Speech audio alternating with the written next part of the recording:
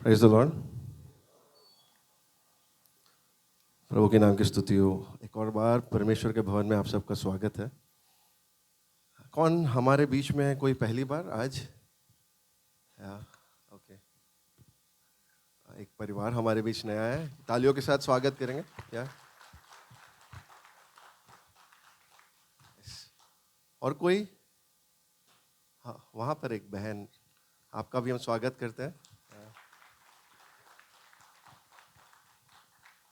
और बार बार आने वाले आप सभी को हम अपने आप को भी स्वागत करते हैं। आज सुबह के समय परमेश्वर के भवन में आना क्या ही सुहावना है। आमीन। अद्भुत आराधना और अद्भुत समय परमेश्वर हमें बता रहा है। परमेश्वर हमारे साथ है, उसके गाड़ी उपस्थिति को हम महसूस कर रहे थे। और आज सुबह के समय हम वचन में जाने से पहले बाइबल घोषणा के लिए हमारे बाइबलों को उठाएंगे। लाए हो अपने बाइबल्स?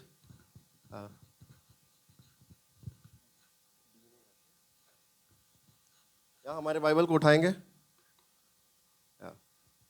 ये मेरा बाइबल है, ये प्रभु का प्रेरित वचन है, ये जीवित है, ये प्रबल है, ये चोखे धार से काटता है, ये गहराई तक छेदता है, ये मेरे भावनाओं को परखता है, ये मेरे विचारों को जांचता है। ये उपदेश के लिए, समझाने के लिए, सुधारने के लिए, शिक्षा के लिए लाभदायक है। ये मेरे वार का हथियार है, ये मेरे बचाव का रहस्य है, ये मेरे पाँव के लिए दीपक है और ये मेरे राह के लिए उजियाला है। इसने दिखाया कि मैं क्या था, ये याद कराता है कि मैं क्या हूं और ये बताता है कि मैं क्या बनूंगा। इसकी ताजगी के लिए मैं तत्पर हूं, इसके छुटकारे के लिए मैं बेताब हूं। मैं इसे सुनने के लिए तैयार हूं। हमारा खुदावन महिमा हमेशा हमेशा हमेशा हमेशा महिमा पाए, फजल और इत्मीनान हम पाए। आमीन। परमेश्वर को धन्यवाद देता हूँ आज के दिन के लिए और अद्भुत तरीके से जो हमें चला रहा है दिन प्रतिदिन। अगर आपके एक एक दिनों को आप अगर देखोगे, हर पल प्रभु किस तरीके से सुरक्षित रखता है। कई सारी अवस्थाओं से हम गुजरते हैं, कई सारे परिस्थितियों से गुजरते हैं, पर एक चीज़ जो नहीं बदलता, वो हमने जैसे गीत में गाया, आज कल और सर्वदा। कौन एक सा? यीशु एक सा। परिस्थितियाँ बदलती है, हालात बदलते हैं, हमारे मूड बदलते हैं, पर जो नहीं बदलता वो कौन है? यीशु। कितने खुश है आज प्रभु को, उस यीशु को आराधना करने का हमें मौका मिलता है उसके लिए। Hallelujah, hallelujah. इस साल हम जैसे फ़र्क पड़वाने के विषय में सीख रहे हैं। हमारे जीवनों के द्वारा, हमारे कार्यों के द्वारा हम कैसे फ़र्क पड़वा सकते हैं। कई सारी चीज़ों को हमने सीखा शुरुआत से, कैसे हम बेहतर बनते हैं, परमेश्वर को कैसे हम प्रसन्न कर सके। हम उसके बाद पिछले कुछ सप्ताह से हम सीख रहे हैं कि कैसे परमेश्वर के राज्य के अनुसार की एक मानसिकता हमें रखनी है। पास्टर जी हमें कई सारे संदेशों के द्वारा हमें बताते आए और आखिर में हम सुन रहे बीच के सिद्धांतों के द्वारा हमारा जीवन परमेश्वर कैसे हमारी मानसिकता को बदलना चाहता है। और वो मानसिकता कैसी मानसिकता है? इट्स अ किंगडम माइंडसेट, परमेश्वर के राज्य के अनुसार की मानसिकता। ठीक है, हमारे शारीरिक या हमारे सांसारिक मानसिकता को नहीं, पर परमेश्वर का राज्य जिस प्रकार का है उस प्रकार की मानसिकता हमें रखनी जरूरी है। उसी के ऊपर से ही आगे बढ़ते हुए इब्रानियों को लिखा गया पत्र, उसका 12वां अध्याय, उसका 28 और 29, पिछले सप्ताह भी हमने इस भाग को पढ़ा था, उसे वापस आज हम पढ़ेंगे। इब्रानी 12, 28 और 29।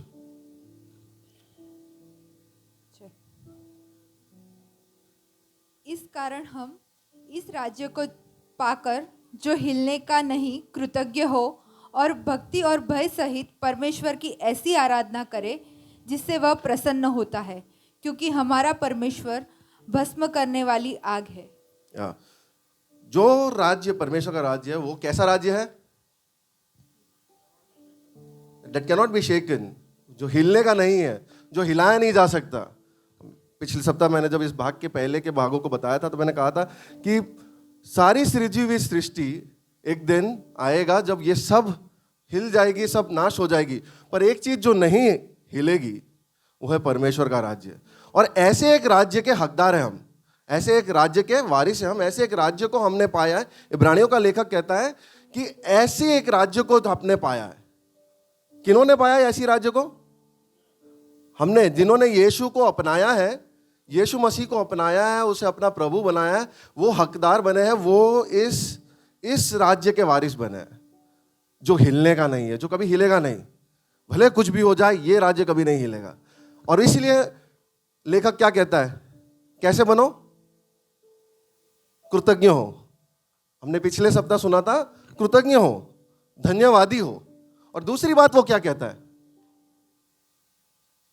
आज हमने पढ़ा उसी भाग में, कृतज्ञ हो और भक्ति और भय सहित परमेश्वर की ऐसी आराधना करे जिससे वह प्रसन्न होता है। भक्ति और भय सहित उसकी ऐसी आराधना करें जिससे वो,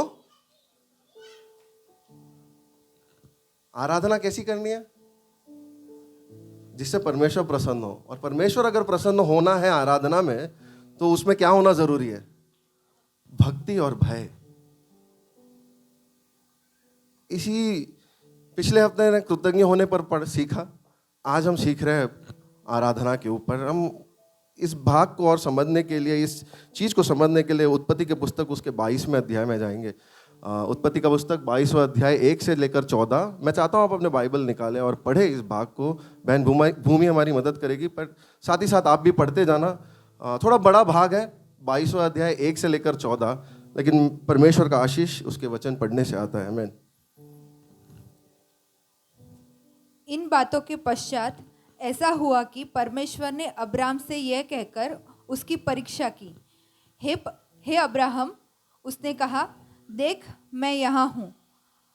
उसने कहा, अपने पुत्र को, अर्थात अपने एकलौते पुत्र इसहाक को, जिससे तू प्रेम रखता है, संग लेकर मोरिया देश में चला जा और वहाँ उसको एक पहाड़ के ऊपर, जो मैं तुझे बताऊंगा, होम बलि करके चढ़ा।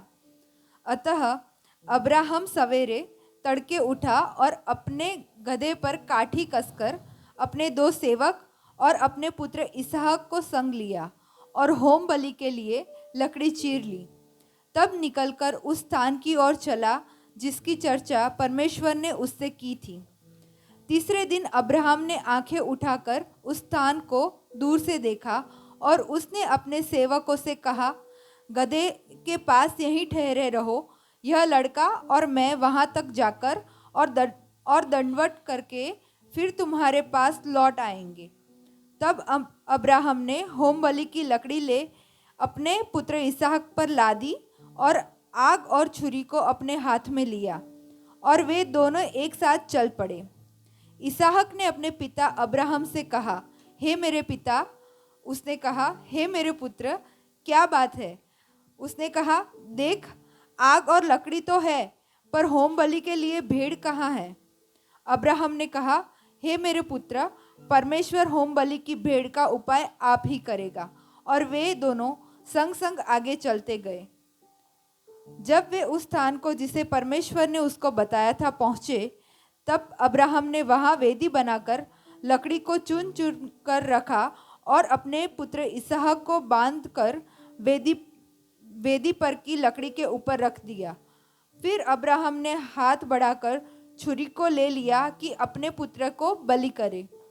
तब यहोवा के दूत ने स्वर्ग से उसको पुकार कर कहा, हे अब्राहम, हे अब्राहम। उसने कहा, देख मैं यहाँ हूँ। उसने कहा, उस लड़के पर हाथ मत बढ़ा और ना उससे कुछ कर, क्योंकि तूने जो मुझसे अपने पुत्र वरन अपने इकलौते पुत्र को भी नहीं रख छोड़ा, इससे मैं अब जान गया हूँ कि तू परमेश्वर का भय मानता है। तब अब्राहम ने आंखें उठाई और क्या देखा कि पीछे एक मेढ़ा अपने सींगों से एक झाड़ी में फंसा हुआ है। अतः अब्राहम ने जाके उस मेढ़े को लिया और अपने पुत्र के स्थान पर उसे होम बलि करके चढ़ाया। अब्राहम ने उस स्थान का नाम यहोवा यीरे रखा। इसके अनुसार आज तक भी कहा जाता है कि यहोवा के पहाड़ पर उपाय किया जाएगा। एक बहुत ही भारी और बड़ा भाग हमने पढ़ा ऐसी आराधना के बारे में जो परमेश्वर को प्रसन्न करता है। और आज 5वें वचन में हमने देखा, वहाँ पर अब्राहम कहता है उसके सेवकों से कि मैं और ये लड़का हम जा रहे हैं, और हम हिंदी में दंडवत लिखा है, इंग्लिश में वर्शिप लिखा है, वर्शिप करने जा रहे हैं, आराधना करने जा रहे हैं। आज जो मैं इस संदेश का शीर्षक मैं देना चाहता हूँ, the heart of worship. English में जब हार्ट ऑफ वर्शिप कहते हैं, हिंदी में डायरेक्ट ट्रांसलेट करें तो आराधना का मन या आराधना का हृदय बनता है, पर मैं उस तरीके से नहीं कह रहा। Heart of worship, the core of worship. जैसे एक गाड़ी का हार्ट उसका इंजन है, उसका मध्य या उसका मेन पार्ट इंजन है, वैसे ही आराधना का मध्य, आराधना के मध्य में क्या है, इस विषय के ऊपर मैं आज आपसे बात करना चाहता हूँ। प्रभु जी धन्यवाद करते हैं, तेरे हाथों में अपने आप को सौंपते हैं। तू अद्भुत, तू खूबसूरत, तू निहारने के योग्य है। हम क्या है तेरे सामने प्रभु कि तू हमसे इतना प्रेम करता है। हमारे मनों से बात कर, तेरा नाम ऊंचा उठे, यीशु मसीह के नाम में, आमीन। कितनों ने ये गीत सुना है, द हार्ट ऑफ वर्शिप? अंग्रेजी गाना है, मैट रेडमंड ने लिखा एक गाना है, द हार्ट ऑफ वर्शिप। आप हाथ उठा सकते हैं। बहुत ही कॉमन वर्शिप सॉन्ग है, अंग्रेजी में है, इसीलिए आई अंडरस्टैंड सब कई सारे लोगों को नहीं पता होगा, बट बहुत ही एक खूबसूरत गाना है। अगर आपको मौका मिले इस गाने को सुनना, इस गाने के बोल को मैंने स्क्रीन पे, I mean okay, if you can just click the picture it will enlarge. Okay, इससे ज़्यादा कुछ बोल को मैंने लिखा है और मैं उसको हिंदी में मैंने सिर्फ नहीं उसकी मीनिंग को ट्रांसलेट किया है, गाने को नहीं ट्रांसलेट किया, मीनिंग को ट्रांसलेट किया। मैं पढ़ना चाहता हूँ। जब संगीत थम जाए और सब कुछ हटा दिया जाए, बस मैं आता तेरे पास, सिर्फ कुछ लाने के लिए तरस रहा हूँ, कुछ ऐसा जो मूल्यवान हो, जिससे तेरा हृदय धन्य हो। एक गीत से भी बढ़कर कुछ मैं लाऊं, क्योंकि सिर्फ एक गीत तूने मांगा नहीं। जैसे चीजें दिखती है वैसे नहीं, तू खोजता गहराई में भीतर। तू मेरे दिल के अंदर देख रहा है। मैं लौट आया हूं आराधना के मूल बात पर। ये सब कुछ तेरे बारे में है, सब तेरे बारे में है यीशु। माफ कर मैंने इसे अपने बारे में बनाया, जब सब तेरे बारे में है, सब तेरे बारे में है यीशु। एक बहुत ही खूबसूरत गीत अंग्रेजी में मैट रेडमंड ने लिखा था। इस गीत के पीछे की कहानी की ओर मैं आपके ध्यान को लाना चाहता हूँ। मैट रेडमंड जिस कलीसिया के वर्शिप पास्टर थे उस टाइम, तब इस गीत को उन्होंने लिखा था 1996 में। बहुत ही एक वर्शिप रेवोल्यूशन या मॉडर्न वर्शिप, आजकल के समय के अनुसार वर्शिप म्यूजिक जब चेंज हो रहा था, उस टाइम पर इनका कलीसिया बहुत आगे था। इंग्लैंड में वॉटफोर्ड में इनकी कलीसिया थी, और ये कलीसिया कई सारे अद्भुत गीतें लिख रहा था, कई सारे अद्भुत गीतों को उनको म्यूजिक दे रहा था। बहुत ही अच्छी संगीतकार थे उनके कलीसिया में, अच्छे इंस्ट्रूमेंटलिस्ट, अच्छे म्यूजिशियंस, अच्छे सिंगर्स। आप समझ रहे हो, मैट रेडमंड उनका वर्शिप लीडर है। तो जैसे अगर आप भारत में देखें आज के समय में, तो ब्रिज म्यूजिक में सैम एलेक्स को आप जानते हो। सैम एलेक्स कितने सारे गाने और कितने सारे वर्शिप वीडियोस आप देख रहे हो। ठीक उसी तरह उससे भी कई गुना बढ़कर मैट रेडमंड उनके कलीसिया का वर्शिप पास्टर, वर्शिप लीडर है। अद्भुत गाने उन लोग लिखते थे, उनके म्यूजिशियंस अद्भुत तरीके से बजाते थे, बीट पे बजाते थे, टोन और स्केल सब सही रखते थे। गीत गाने वाले गायक कोई भी सुर छोड़ते नहीं थे, सब सही तरीके से, परफेक्ट तरीके से गाते थे। उनके कलीसिया में वर्शिप जब करते थे, गाने सिलेक्शन सब कुछ परफेक्ट, कहीं पे भी कमी नहीं होती थी। हर गाने वो प्रभु के क्रूस को नजर रखते हुए गाते थे, लेते थे। पर ऐसा एक समय आया कि उनके पास्टर को, उनके पास्टर का नाम था पास्टर माइक पिलावाची, ठीक है। उनके पास्टर को ऐसा लगा कि ये सब होने के बावजूद यहाँ पे कुछ कमी है। ये सब कुछ इतना अच्छे से हो रहा है, सब कर रहे हैं, लोग आके कह रहे भी आराधना से हम बहुत आशीषित है, लेकिन पास्टर को वहां कुछ कमी नजर आ रही है, कुछ खाली खाली नजर आ रहा है। और वो ढूंढने की कोशिश करता है कि क्या यहाँ पर मिसिंग है। और जब कई दिनों तक वो ढूंढता रहता है, उसे कुछ समझ में नहीं आ रहा, कुछ मिल नहीं रहा, पर ये पता जरूर चल रहा है कि कुछ मिसिंग है। और कुछ समय के बाद, कई प्रार्थनाओं के बाद उसे समझ में आने लगा कि कलीसिया में अभी ऐसा माहौल हो गया है कि जो कलीसिया में सारे कलीसिया के लोग आते हैं वो प्रेक्षकों के समान आते हैं, दर्शकों के समान आते हैं।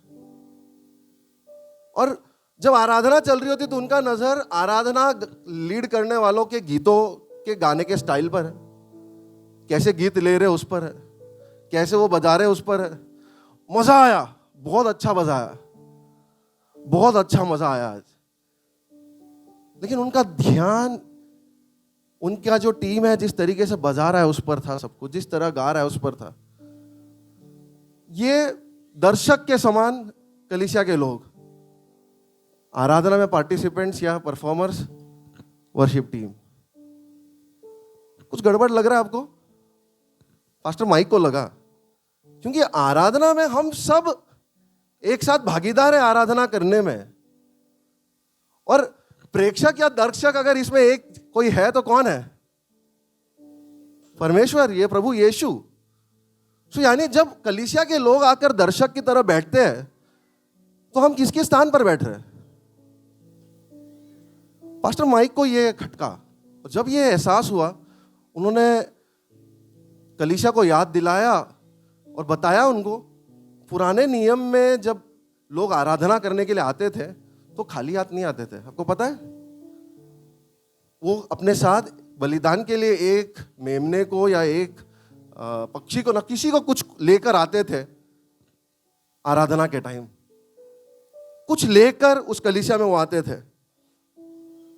लोग भूल गए थे उस कलीसिया में कि आराधना का सबसे बड़ा एक भाग है बलिदान। पास्टर माइक ने उनके कलीसिया को चुनौती दी कि अगर आप इस दरवाजे से अंदर आ रहे हो तो मैं चाहता हूं आप लोग हर बार कुछ ना कुछ लेकर आए, अपने योगदानों को लेकर कलीसिया में आए, अपने भेंट को लेकर कलीसिया में आए, खाली हाथ ना आए। और इसे करने के लिए उन्होंने कड़े कदम उठाने पड़े, वो भी लेने के लिए तैयार थे। उन्होंने अपने वर्शिप टीम को बंद कर दिया, बोला बैठ जाओ सब लोग। मैट रेडमंड को बोला तू भी बैठ जा भाई। सब बैठ गए। जब भी वो मिलते थे, पास्टर माइक कहते थे उनको, आपके योगदान लाए हो तो बताओ। लोगों को नहीं पता चल रहा था करना क्या है, और एकदम सन्नाटा। पास्टर माइक ने कहा सन्नाटा तो सन्नाटा ही सही, 2 घंटे हम सन्नाटे में रहेंगे, चुप्पी में रहेंगे। बहुत ही पास्टर का हृदय, आप समझ रहे हो? कलीसिया में 2 घंटे लोग आ रहे हैं और चुप्पी को लेकर वापस जा रहे हैं। उसके लिए काफी दर्दनाक समय था ये। और उसने कहा नहीं, जब तक हम योगदानों को लेकर नहीं आएंगे, जब तक हमारी भेंटों को लेकर नहीं आएंगे, जब तक हम यहाँ आकर कुछ लेकर नहीं आएंगे, तब तक हम वापस म्यूजिक और ये सब चालू कर कर नहीं आराधना करेंगे। कुछ समय बाद किसी व्यक्ति के मन में प्रभु ने काम किया, कुछ लेकर आए। थोड़े समय बाद चीजें बदलने लगी। लोग अपने प्रार्थनाओं को लेकर आना शुरू किए। लोग सप्ताह दर उन्होंने जो वचन में से पढ़ा, उस वचन में से कुछ वचन को लेकर आना शुरू किया। कुछ लोग जो उन्होंने सप्ताह में उनके जीवन में प्रभु ने किया, उस गवाही को लेकर आना उन्होंने शुरू किया। कुछ लोगों ने, परमेश्वर ने वचन में से जो कुछ सिखाया उससे वो प्रोत्साहित हुए, तो वो प्रोत्साहन लेकर आए दूसरों को प्रोत्साहित करने के लिए। कुछ लोग भविष्यवाणियां लेकर आना शुरू किए। कुछ लोग परमेश्वर ने जो वरदान उन्हें दिए उसके बारे में बांटने के लिए आना उन्होंने शुरू किया। और बैठे बैठे ऐसे ऐसे बिना म्यूजिक के, बिना साउंड सिस्टम के ये लोग बैठे, किसी ने गाना शुरू किया बिना म्यूजिक के। उसका गाना खत्म हुआ, अगले व्यक्ति ने गाना शुरू किया। और इस तरह पूरा माहौल बदल गया। कलीसिया इकट्ठा हुई आराधना के लिए, लेकिन उन सब में उन्होंने परमेश्वर को मिलना जरूरी समझा। उन्होंने एहसास किया कि हमें कुछ लाना है परमेश्वर के लिए। हम परमेश्वर को यहाँ मिलने आए तो हमें उसके लिए कुछ लाना है। और इस विचार के साथ कलीसिया आगे बढ़ने लगी। इनके जो बैठक थे इसी तरह चलते रहे थोड़े समय तक। मैट रेडमैन को जब वो अपने घर पर था, तब प्रभु ने इस बात से, इस पूरे वारदात से ये गीत उसको दिया कि जब संगीत थम जाएगी, जब सब कुछ हटा दिया जाएगा, मैं आता हूं तेरे पास प्रभु। संगीत, म्यूजिक, ये सारी चीजें नहीं मेरे आराधना को डिसाइड करती। मैं आराधना में जब आता हूं प्रभु, तो मैं अपने साथ एक भेंट को लेकर आऊंगा। पूरा गीत जो मैंने हिंदी में आपको पढ़कर बताया, पर ये पूरा गीत उसी के ऊपर है कि आराधना के मूल बात के ऊपर मैं प्रभु लौट कर आ रहा हूं। पास्टर माइक ने जब ये गाना देखा, वो रो पड़े, क्योंकि उन्होंने वो गाने में ये देखा जो उन्होंने कलीसिया में जो बदलाव को देखा, वो उस गाने में उन्होंने देखा। ये गाना कई सारे देशों में 1996 में ये निकला था, बट कई सारे देशों में कई सारे तरीके से कई सारे लोग इस गाने को उपयोग करते हैं परमेश्वर को महिमा देने के लिए। हम सब जब मिलकर आते हैं, हम जब गाते हैं, जब परमेश्वर को गीत गाकर परमेश्वर को महिमा देते हैं, एक बहुत ही अद्भुत कार्य होता है। आपको पता है, हम कलीसिया में हमारे आराधना के दौरान 2-2.5 घंटे की सभा में करीबन 45 से 1 मिनट से लेकर 1 घंटा हम गीत गाते हैं। आपको पता है क्यों करते हैं? क्योंकि जब हम सब मिलकर परमेश्वर के सच्चाई को, उसके सत्यों की घोषणा गीतों के द्वारा करते हैं ना, एक अद्भुत काम परमेश्वर कर रहा होता है। पर मैं आपको बताना चाहता हूं, गीत गाना आराधना के अभिव्यक्ति का सिर्फ एक जरिया है। गीत आराधना नहीं है। समझ रहे हो आप? हम जो यहां गीत गा रहे हैं, जो 45 मिनट गा रहे हैं, वो आराधना की परिभाषा उसमें पूरी नहीं होती। गीतों के द्वारा अपनी अभिव्यक्ति को जब हम करते हैं, हमारी आराधना की अभिव्यक्ति को जब करते हैं, तो वो सिर्फ एक भाग है आराधना का। आराधना उससे कहीं ज्यादा गहरी परिभाषा रखता है। गीत गाना का आसान है। मैं मेरे वास्तविकता में मुझे देखूंगा तो मुझे गीत गाना पसंद है, और मैं जोर से गीत गा सकता हूं और गाता हूं। पर गीत गाना ना मेरे लिए एक बलिदान की तरह नहीं है। हम में से कईयों के लिए गीत हमारे ऊपर एक डिमांड नहीं रखता है। ज्यादा से ज्यादा होगा कि मेरा मूड अच्छा नहीं है, फिर भी मैं गा रहा हूं, वही डिमांड हो सकता है। पर गीत गाने के लिए हम बलिदान नहीं दे रहे हैं। क्या करोगे जब परमेश्वर को, जब आप आराधना देते हो और परमेश्वर कहता है कि आराधना इस गीत से कहीं बढ़कर है मेरे लिए, ये गीत केवल मेरे लिए आराधना नहीं है, आराधना इससे कहीं बढ़कर है। क्या करोगे आप जब परमेश्वर कहता है कि जो आराधना मैं चाहता हूं वो चीज है जो तुझे सबसे ज्यादा प्यारी है, जो जिसे तूने अपने हाथों में कस के पकड़ रखा है? क्या करोगे जब परमेश्वर आपसे कहता है कि जो आराधना मैं चाहता हूं वो तेरा जीवन खुद है? क्या करोगे आप जब परमेश्वर कहेगा कि जो आराधना मैं चाहता हूं वो तेरे हृदय की सबसे गहरी इच्छा है? क्या आप वो उसे दे सकते हो? आराधना में हम जब गीतों को गाते हैं, हम सोचते हैं कई बार कलीसिया से आराधना की सेवा के बाद जाने के बाद कि आज तो आराधना किया, हमने बहुत अच्छे से आराधना किया। मैं बताना चाहता हूं, अगर आपने बहुत अच्छे से गाकर आराधना की होगी, पर परमेश्वर ने आपको उस आराधना की सभा में जो मांगा आपसे वो आपने दिया नहीं, तो केवल आप औपचारिकता करके गए।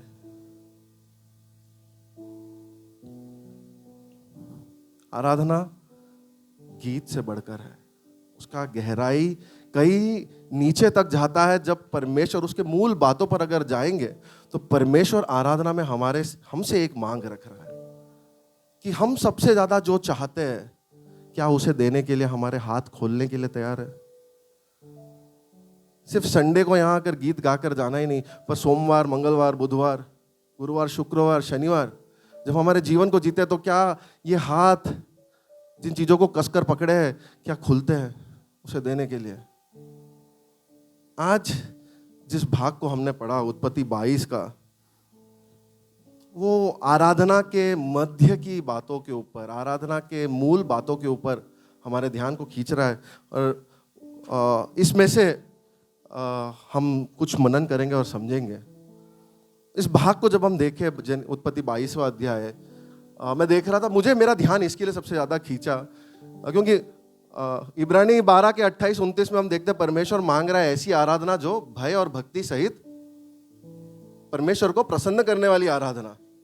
और मैं देख रहा था कि आराधना पहली बार, वर्शिप पहली बार बाइबल में कहाँ उपयोग हुआ, और ढूंढते ढूंढते मुझे पता चला उत्पत्ति 22वें अध्याय में पहली बार आराधना या वर्शिप मेंशन किया गया।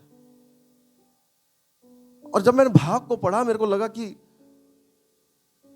जब पहली बार परमेश्वर आराधना के बात करता है, वहां पर ना माइक है, ना यामा का कीबोर्ड है, ना फेंडर का गिटार है, ना ड्रम्स है या पैड है, ना ये साउंड सिस्टम है, ना ये स्टेज है। परमेश्वर जब पहली बार आराधना के बारे में बाइबल में जब लिखता है तो वहां पर हम एक बूढ़े बाप को देखते हैं जो 100 साल से भी ज्यादा बूढ़ा है, और उसके साथ एक उसका जवान लड़का है। और इस जवान लड़के को लेकर वो जा रहा है क्योंकि परमेश्वर ने मांगा है उससे, उसके लड़के की बलिदान, कि तू तेरे लड़के को मेरे लिए बलिदान चढ़ा। ये बाप तब कहता है कि ये मेरे लिए आराधना है। उत्पत्ति 22 के 5 में पहली बार आराधना, वर्शिप इंग्लिश बाइबल में हम देखते हैं। और अब्राहम वहां ऐसे नहीं कहता अपने सेवकों को कि मैं मेरे लड़के को वहां मारने के लिए ले जा रहा हूं। वो कहता है मैं उस पर्वत पर ऊपर मेरे बेटे को मारने के लिए नहीं ले जा रहा। वो कहता है मैं आराधना करने जा रहा हूं। बहुत ही मुश्किल भाग है ये 22वां अध्याय। कई बार हम जब इसे पढ़ते हैं ना, हमको ऐसा लगता है कि इतना बड़ा डिमांड प्रभु तो कैसे कर सकता है। कई बार आया है आपको ऐसा विचार ये भाग जब भी पढ़ते हो, हाँ, कि प्रभु इतना बड़ा, इतना क्रूर तो कैसे हो सकता है। तू एक बाप से उसका बेटा मांग रहा है। क्या करोगे जब वादे का परमेश्वर आपके सामने समस्या बन जाए?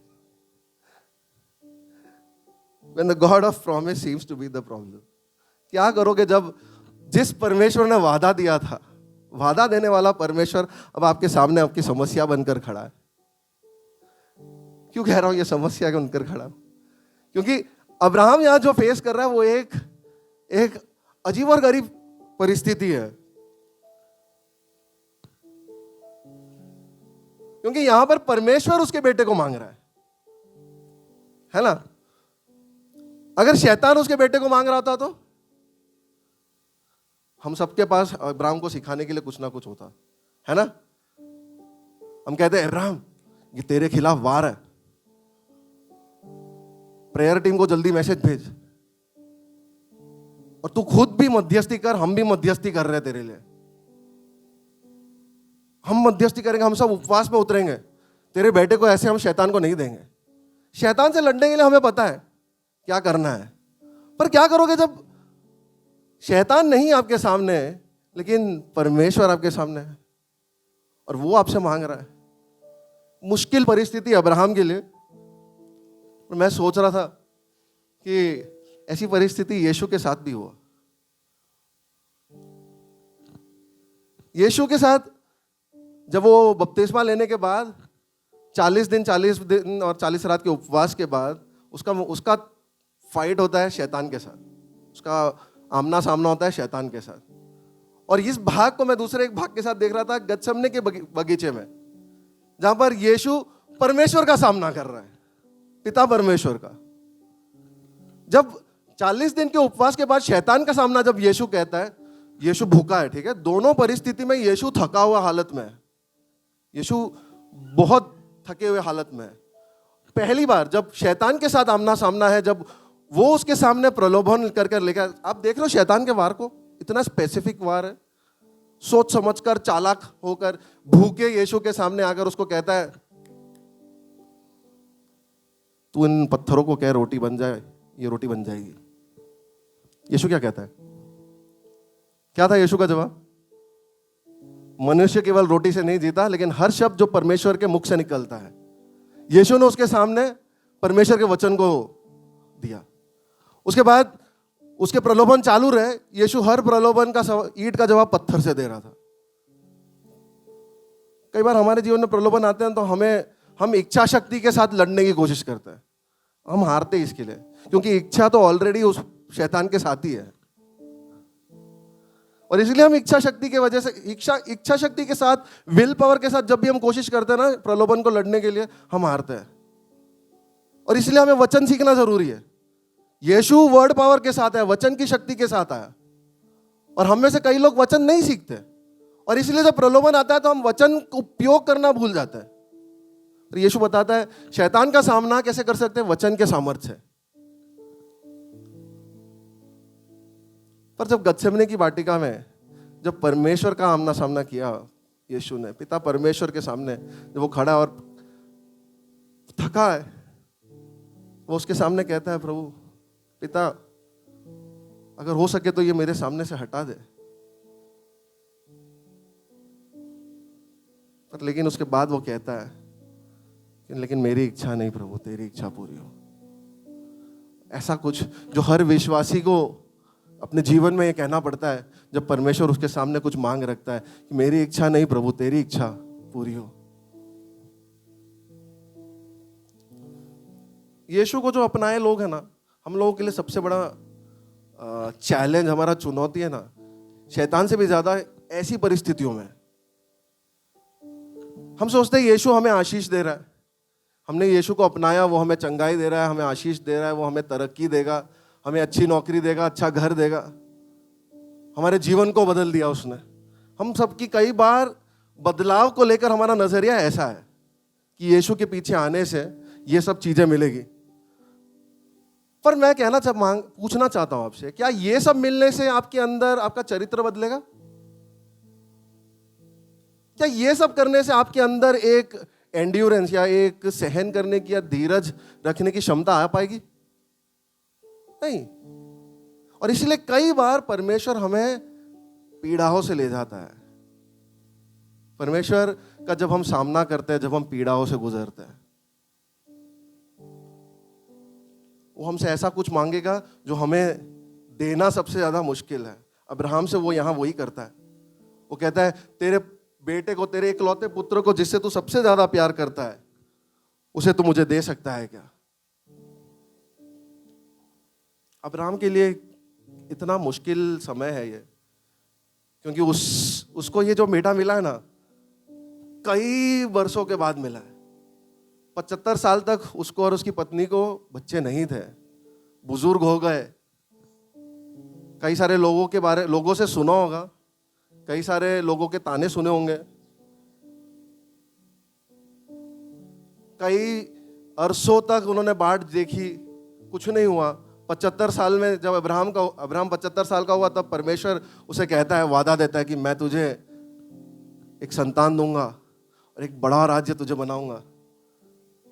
75 साल के बाद 80, 85, कुछ हो ही नहीं रहा। 100 साल होने आता है, उस बीच में अपनी कोशिश के द्वारा एक संतान ले आता है। बट 100वें साल में उसे वाचे का संतान मिला है। समझ रहे आप? इतनी कष्ट और इतने तकलीफ के बाद उसे ये बेटा मिला है। अब इसी बेटे को उसने कितने प्यार से बड़ा किया है, छोटा बच्चा भी नहीं है, बड़ा हो गया है। उससे प्रभु मांग रहा है अपने इस बेटे को दे दे। और कई बार हम सोचते हैं क्यों प्रभु, मुझे लगता है शायद अब्राहम सोचा होगा, क्यों प्रभु अभी, वाई नाउ? हम सोचते हैं, कई बार हम इन पीड़ाओं से गुजरते हैं, हम भी सोचते हैं क्यों प्रभु, क्यों ये अभी आना था? मैं तो तेरे साथ चल रहा हूं, मैं कोशिश कर रहा हूं, पर ये पीड़ाएं क्यों मेरे पास आ रही है, क्यों मेरे साथ रह रही है? पीड़ाओं का जवाब क्या था पता है? उत्पत्ति 22:1 में ये परमेश्वर कहता है, उत्पत्ति 22:1,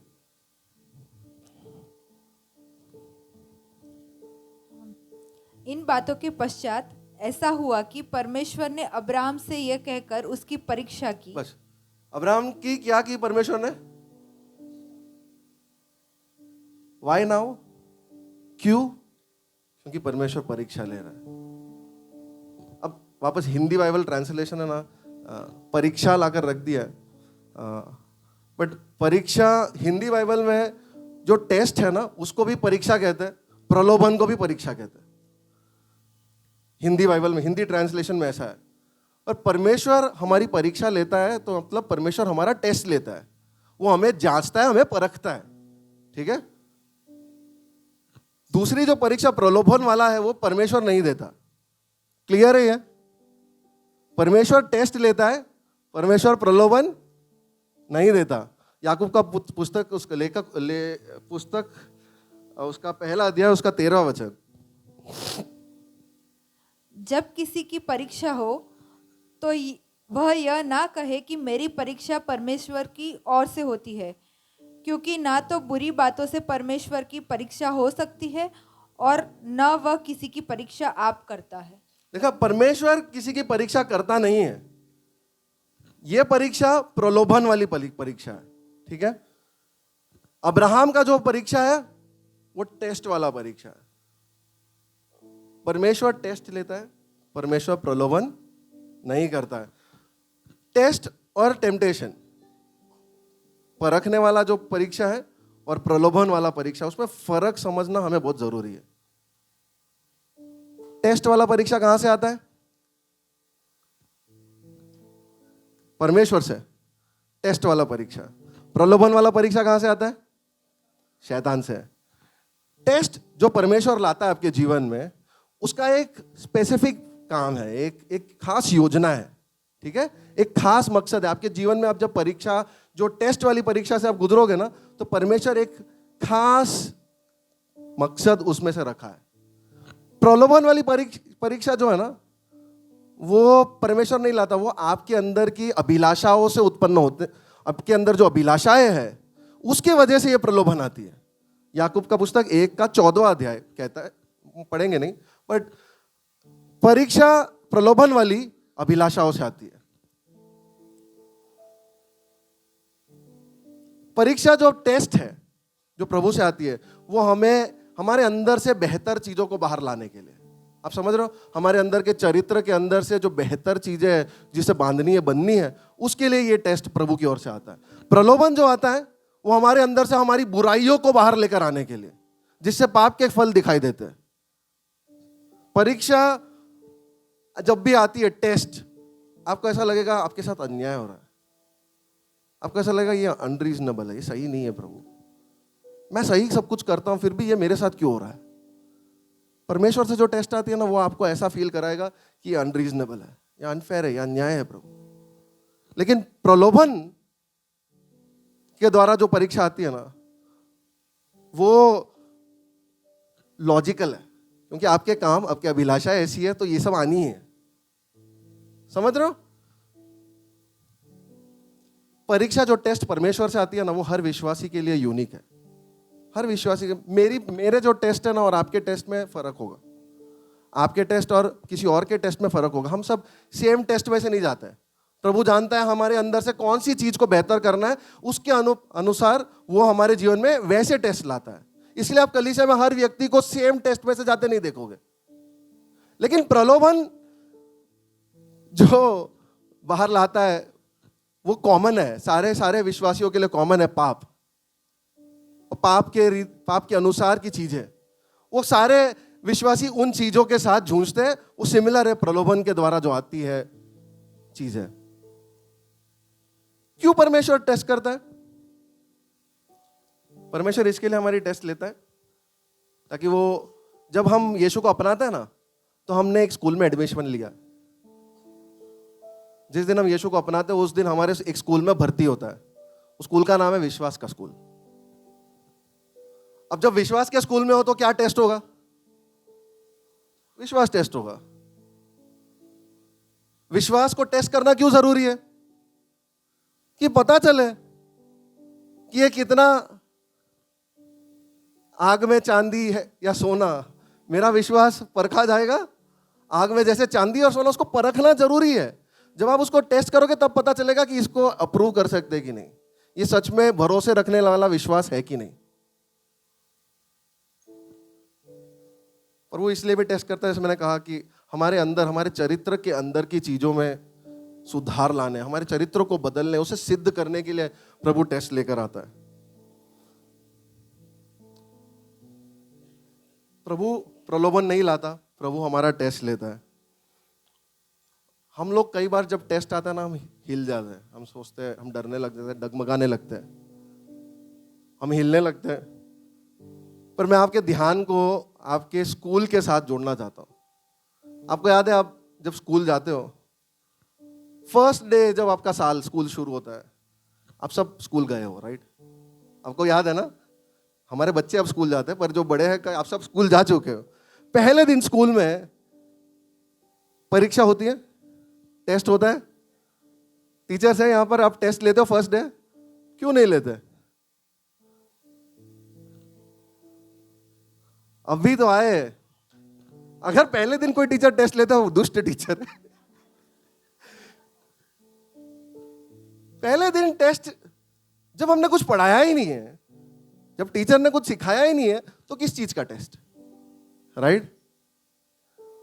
पर हाँ, 2 महीने बाद 3 महीने बाद टेस्ट लेते तो जायज है कि नहीं है? जायज है। तो यानी जब टेस्ट होता है उसका मतलब कुछ ऑलरेडी आपको दे दिया गया है, कुछ ऑलरेडी आपको सिखा दिया गया है, कुछ ऑलरेडी आपको मिल चुका है।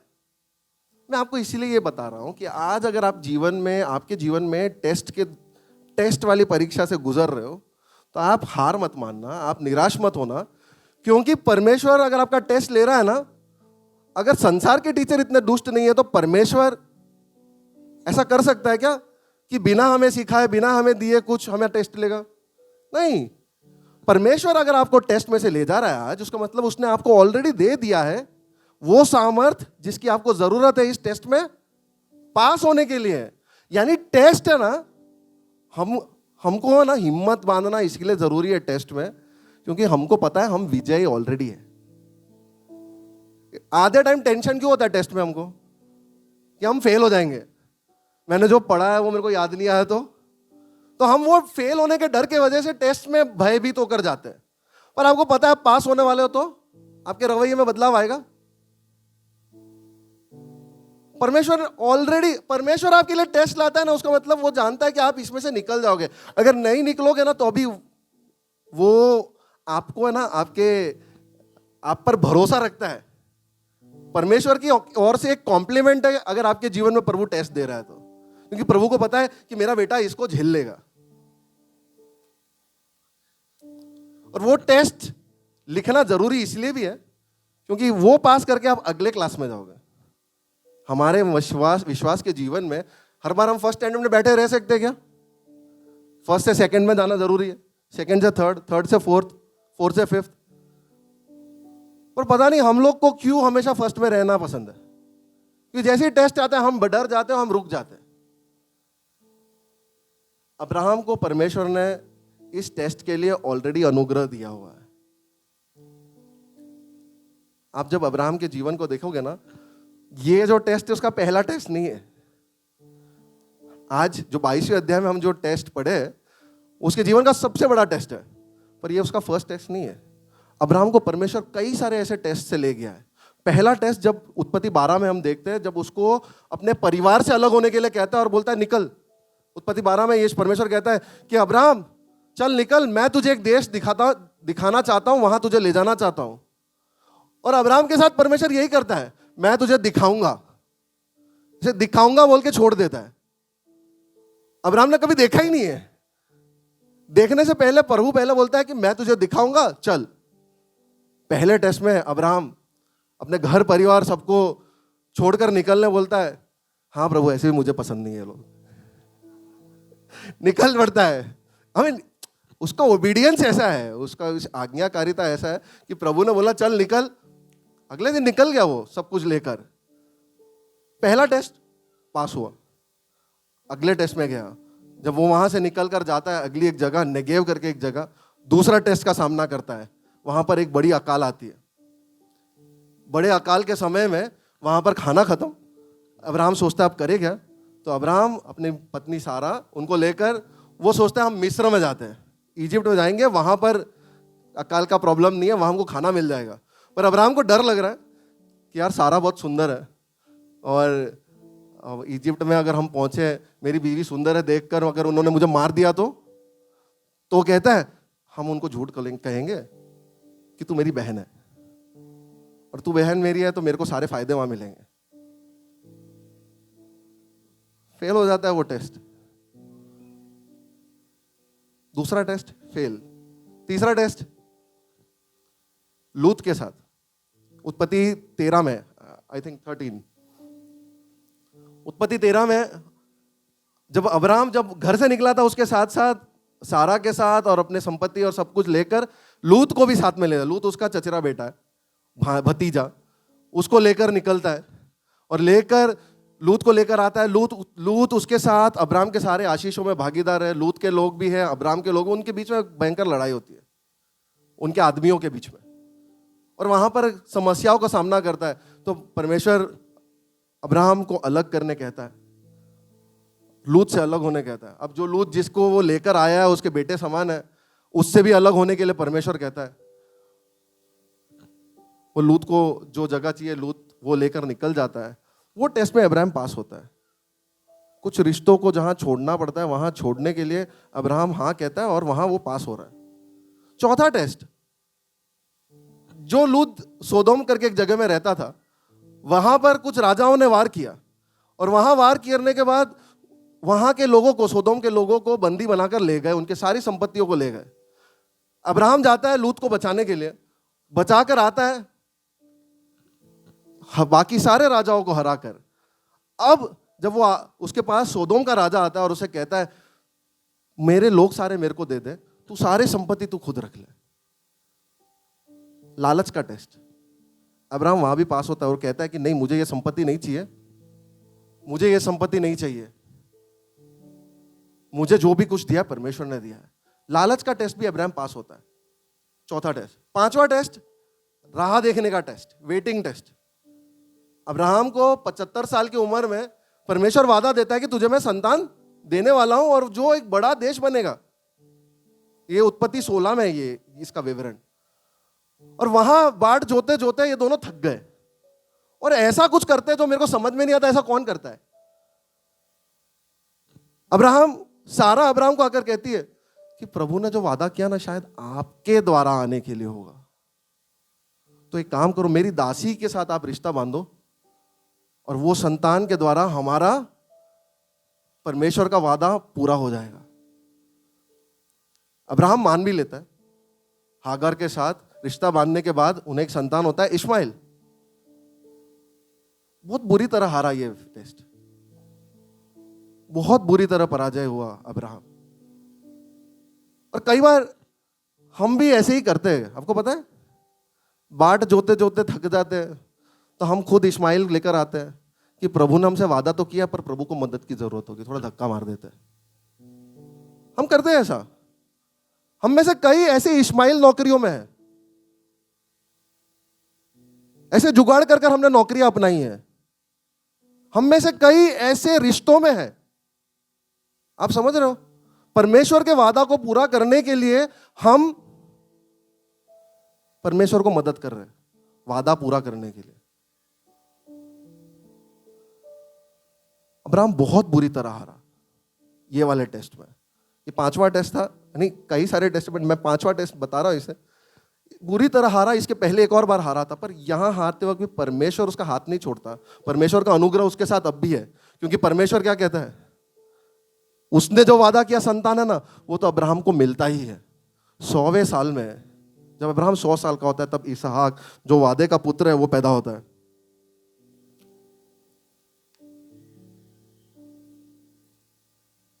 इतने साल राह देखने के बाद, इतने सारे गपचियां मारने के बाद, गड़बड़ी मारने के बाद, लोचे मारने के बाद, मुश्किल से मुझे एक बेटा मिला है। अब उसके सामने छठा टेस्ट, सबसे बड़ा टेस्ट है उसके जीवन का, कि ये वादा तेरे लिए सबसे ज्यादा प्यारा है कि वादा देने वाला, ये आशीष तेरे लिए सबसे ज्यादा प्यारा है कि आशीष देने वाला। समझ रहे हो, उसके दिमाग में, उसके मन में क्या चल रहा, वो सबसे ज्यादा जो चीज से प्यार करता है, जिसको इतना राह देखकर उसने पाया, वो उससे मांग रहा है परमेश्वर कि ये दे दे मुझे। परमेश्वर का टेस्ट ये है उसके लिए कि अपने बेटे को मेरे लिए बलिदान चढ़ा। अब्राहम नहीं, हम लोग सब सोचते हैं ना, हम कई बार ऐसे आराधना में बोलते हैं, प्रभु तू जो भी मांग मैं दे दूंगा तुझे, जो तुझे चाहिए तू बोल मैं दे दूंगा। पर हमारे हाथ तभी भी है ना, ऐसे मुट्ठियां ऐसे कसकर पकड़ रखी है हमने। खोले नहीं है, और खोलना बहुत मुश्किल है। खुले हाथों से आराधना करना हमने सीखा नहीं, कई बार मुश्किल पड़ता है हम लोगों के लिए। हम लोग कई बार प्रभु को जानते हैं, प्रभु को जानने के बाद आते हैं और प्रभु को कहते हैं, प्रभु सब कुछ मैं तेरे लिए करूंगा, पर बस इस चीज के साथ मस्ती मत करना प्लीज, ये मेरे से मत मांगना, मेरे बैंक अकाउंट को मत छूना, या मेरी नौकरी को मत प्रभु तू छूना, बाकी तुझे जो करना है कर ले, मेरे परिवार को तू मत छूना, मेरे तंदुरुस्ती को मत छूना प्रभु, क्योंकि मेरी तंदुरुस्ती को अगर कुछ हो गया तो मैं हिल जाऊंगा। और हम कुछ चीजों को पकड़े रखते हैं और हम उसे आराधना में खोलकर दे नहीं सकते कि प्रभु मांग रहा है हमसे, तो हम देने से चूक जाते हैं। हमारे लिए आसान है प्रभु के किए हुए कर्मों के लिए, प्रभु ने जो भलाइयां हमारे जीवन में की उसके लिए धन्यवाद कहना। नहीं, धन्यवाद कहना भी हमारे लिए मुश्किल है, पर फिर भी अगर गीत गाना है तो प्रभु का गिन गिन के स्तुति करूं, मैं अच्छे से गा सकता हूं कि मुझे इस नौकरी के लिए गिन गिन के मैं तुझे स्तुति करता हूं प्रभु, इस तनख्वाह के लिए मैं तुझे गिन गिन के स्तुति करता हूं प्रभु, ओ ये प्रमोशन के लिए प्रभु मैं तुझे गिन गिन के स्तुति करता हूं प्रभु, बेशुमार है तेरे दान मेरे लिए प्रभु, ये अच्छी तंदुरुस्ती के लिए धन्यवाद, गिन गिन कर मैं इसके लिए स्तुति करता हूं। ये हमारे लिए फिर भी आसान है कहना, पर जब ऐसे गीत आते हैं ना जहां पर देने को कुछ भी नहीं, वो भी हम गा लेते हैं, क्योंकि देने को कुछ भी नहीं, मेरा तो है कुछ नहीं, आया हूं खाली हाथ, खाली हाथ ही आते हैं कई लोग, हम लोग रविवार को कई रविवार खाली हाथ ही आते हैं, तो हमको तो एफर्मेशन है। फिर उसका जो लास्ट लाइन है ना, वहां पर हम चुप हो जाते हैं या फिर गा के निकल जाते हैं, देता हूं मैं खुद को आज, वहां पर हम चूक जाते हैं। ऐसे गीत गाना है ना हमारे लिए मुश्किल है। सब मैं देता हूं, यीशु को मैं सब कुछ देता हूं, सब मैं देता हूं, और यीशु मांग रहा है दे दे ये तू, नहीं प्रभु सब मैं देता हूं पर ये नहीं, इसको छोड़ के सब मैं दे दूंगा, ये मेरा सपना है परमेश्वर पिता, ये मैं नहीं दे सकता। तू चाहेगा ना मेरे सपने पूरे हो, तू चाहेगा ना मैं अच्छी नौकरियां करूं, ये नहीं दे सकता प्रभु मैं, सब मैं देता हूं जैसे गीत गाना हमारे लिए बहुत मुश्किल हो जाता है। अब्राहम के लिए यह सही मायने में आराधना है। उसकी आराधना का परख यहां पर है कि परमेश्वर उससे मांग रहा है जो उसके जीवन में सबसे ज्यादा प्यारी कीमती है। और उत्पत्ति 2 और 3 जब हम पढ़ेंगे, 22 के 2 और 3 को हम पढ़ेंगे, तो हम वहां पर अब्राहम के प्रतिक्रिया को देखते हैं। उसने कहा, अपने पुत्र को अर्थात अपने एकलौते पुत्र इसहाक को जिससे तू प्रेम रखता है संग लेकर मोरिया देश में चला जा और वहां उसको एक पहाड़ ऊपर जो मैं तुझे बताऊंगा होम बलि करके चढ़ा। अतः अब अब्राहम सवेरे तड़के उठा और अपने गधे पर काठी कसकर अपने 2 सेवक और अपने पुत्र इसहाक को संग लिया और होम बलि के लिए लकड़ी चीर ली। तब निकलकर उस स्थान की ओर चला जिसकी चर्चा परमेश्वर ने उससे की थी। सो पहले परमेश्वर ने उसको स्पेसिफिकली मांगा, ठीक है, कि तू अपने सबसे ज्यादा प्यार करने वाले तेरे एकलौते पुत्र इसहाक को दे। नहीं, परमेश्वर ने स्पेसिफिक मांग रखी। आपको पता है परमेश्वर अगर स्पेसिफिक मांग नहीं रखता तो अब्राहम बोलता हाँ इस्माइल को ले ले तू। हम ऐसा करते हैं, ठीक है, ये तो मेरी सोच है, मेरे को नहीं पता अब्राहम ने ऐसा करने वाला होगा, क्या सोच रहा होगा, बट हम ऐसा सोचते हैं क्या प्रभु तू इस्माइल ले ले, पर वो कहता है नहीं, तू सबसे ज्यादा प्यार करता है, तू जिस चीज को सबसे ज्यादा चाहता है, इसहाक तेरा एकलौता पुत्र इसहाक को तू दे। और उसके बाद अब्राहम की प्रतिक्रिया, सवेरे तड़के उठकर, सवेरे तड़के यानी अर्ली मॉर्निंग, सबसे पहले भोर होते ही वो उठा, प्रभु ने जो बोला वो करने के लिए तैयार होने के लिए। यानी उसकी जो आज्ञाकारिता है ना, वो ऐसे रुक कर आने वाली आज्ञाकारिता नहीं है। प्रभु ने बोला, आगे कुछ सोचने नहीं किया, मैं ये पालन करूंगा। It was an immediate obedience. कई बार हम लोग सोचते हैं प्रभु ने हमको बोला फिर हम सोचते, बहुत देर तक सोचते, बहुत देर सोचते, तो फिर बाद में खुद ही सोचते, क्या प्रभु ने सच में कहा मुझसे? हो सकता है मेरे वहम होंगे, शायद मैं कभी भावुक हो जाता हूं ना, तो मेरे को ऐसा लगता है। और फिर आज्ञाकारिता में कन्वर्ट करने का टाइम आता है, तब तक समय निकल गया, मन बदल गया, सब कुछ चला गया। अब्राहम यहां पर एक इमीडिएट ओबीडियंस दिखाता है, तुरंत तुरंत आज्ञाकारिता। प्रभु ने बोला तो तुरंत अगले दिन सुबह उठकर, मैं और आप होते ना तो सुबह उस दिन जल्दी उठते ही नहीं, पहली बात थोड़ा खींचते, जितनी देर से उठते हैं आराम से थोड़ा उठते यार, क्या पता डाउटफुल हूं मैं अभी भी।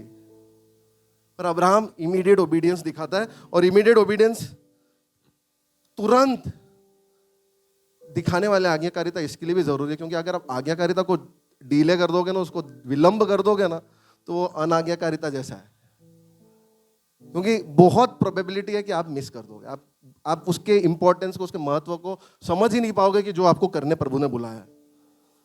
परमेश्वर के राज्य में जब हम है ना, जब हम राज्य की मानसिकता, किंगडम माइंडसेट को सीख रहे हैं, ये एक बहुत इंपॉर्टेंट ट्रेट है हमें सीखना, कि जब प्रभु बुलाता है ना ओबीडियंस के लिए, तो ज्यादा समझने से पहले आज्ञा पालन करें।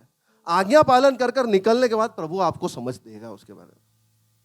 अगर आप जानते हो परमेश्वर ने आपको ये बोला है, तो उसमें सोच विचार परामर्श करने की जगह पहले आज्ञा पालन करने के लिए कदम बढ़ाए।